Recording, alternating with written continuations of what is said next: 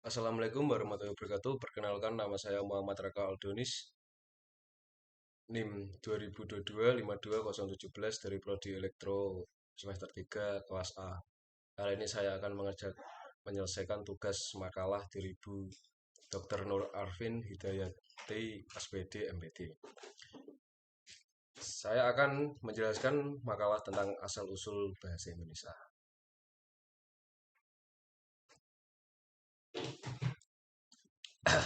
Ini ada daftar isi saya, yaitu latar belakang, rumusan masalah, tujuan, asal-usul bahasa Indonesia, pengaruh bahasa Melayu, proses pembentukan bahasa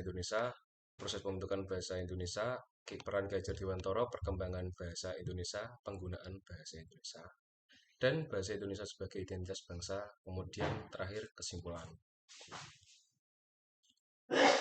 Pertama-tama, rumusan masalah saya adalah mengapa bahasa Indonesia menjadi bahasa nasional, dan tujuan saya untuk mengenal lebih dalam tentang bahasa Indonesia. Poin pertama, asal-usul bahasa Indonesia. Bahasa Indonesia adalah bahasa resmi dan identitas nasional Indonesia sebagai bahasa kaya akan sejarah dan keunikannya. Terdapat latar belakang yang menarik terkait bahasa terciptanya bahasa Indonesia. Salah satunya adalah pengaruh bahasa Melayu memiliki signifikan pembentukan bahasa Indonesia selama berabad-abad.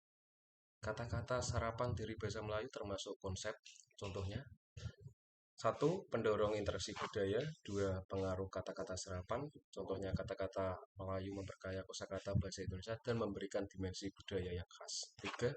Perkembangan struktur kalimat. Poin ketiga yaitu proses pembuatan bahasa Indonesia. Proses pembuatan bahasa Indonesia melibatkan tahapan yang panjang dan kompleks.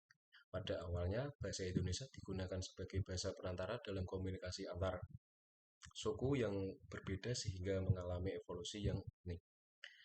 Berbagai tahapan seperti periode Melayu kuno, Melayu klasik, serta masa pengaruh besar dari bahasa Belanda telah membentuk bahasa Indonesia dalam bentuk yang dikenal saat ini.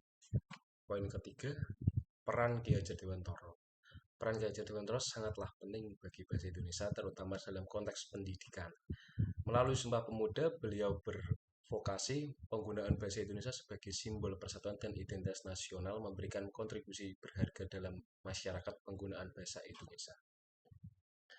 Poin keempat, perkembangan bahasa Indonesia. Setelah kemerdekaan, bahasa Indonesia mengalami perkembangan pesat sebagai bahasa resmi dan bahasa nasional Indonesia, yaitu berbagai aspek kehidupan masyarakat mulai dari pemerintahan, pendidikan, hingga kebudayaan. Contoh dari pemilihan bahasa resmi dalam administrasi pemerintah, dari pendidikan bahasa pengantar dalam pendidikan formal, dan dari kebudayaan melalui sastra dan seni, bahasa Indonesia memperkaya ekstensi budaya. Poin keenam, penggunaan bahasa Indonesia. Bahasa Indonesia telah meresap dalam kehidupan sehari-hari masyarakat Indonesia, mulai dari media massa, hiburan, keseharian, dan tempat kerja, hingga interaksi sosial. Bahasa Indonesia menjadi bahasa komunikasi yang bersikutu inovatif yang merangkul di universitas budaya. Dari media massa, berbagai media massa menggunakan bahasa Indonesia sebagai medium utama, dan tempat kerja bahasa resmi dalam komunikasi bisnis dan administrasi. Kemudian interaksi sosial, sarana komunikasi yang bertumbuh rasa persatuan dalam keberagaman budaya. Poin ketujuh yaitu bahasa Indonesia sebagai identitas bangsa. Bahasa Indonesia tidak hanya memiliki simbol persatuan dan sebagai identitas nasional yang mewarnai keanekaragaman budaya Indonesia. Sebagai bangsa yang merangkul ragam lokal, dan Indonesia memperkaya identitas bangsa Indonesia yang pluralistik tercermin dalam presentasi bahasa Indonesia sebagai bahasa nasional yang memberikan wadah bagi semua suku, agama, dan budaya di Indonesia.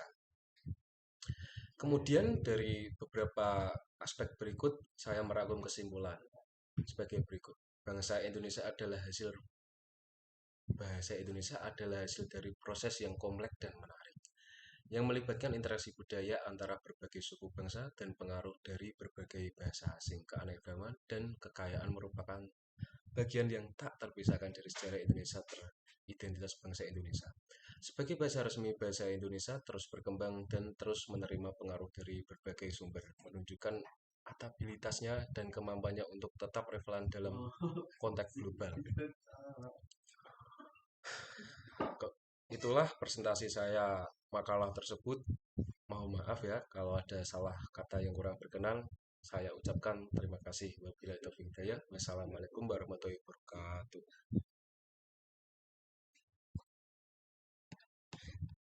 Wajah. Enggak.